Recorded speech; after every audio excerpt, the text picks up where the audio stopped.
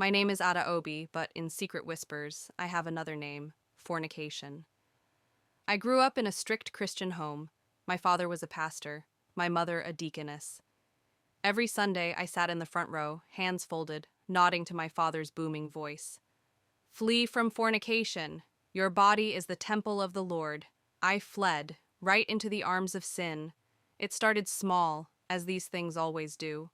A late night text, a lingering touch, a stolen kiss behind the church.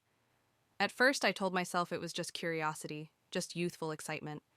But soon, I stopped lying to myself. I loved the thrill, the way men looked at me, the power in their eyes. I was no longer just Pastor Ezekiel's daughter. I was a woman who could make men weak. Every Sunday, I knelt at the altar, asking for forgiveness with the same lips that whispered sins the night before. Every Sunday, my father's hands pressed on my head, calling on God to cleanse me, but I never stopped. One day, my mother found a used condom in my handbag. She collapsed. My father, red with shame, said nothing. That night, he locked me in my room and prayed until his voice cracked. It didn't work. I left home at 18, running straight into the open arms of the city.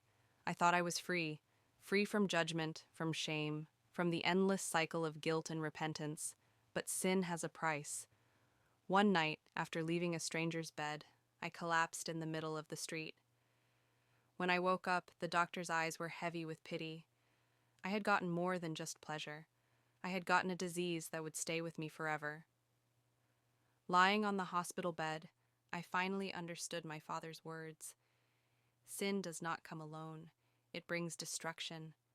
Now, I look at my reflection, at the once beautiful body that men desired, now thin and weak, and I wonder, if fornication had a name, it would be me. But if redemption had a name, could it still be mine?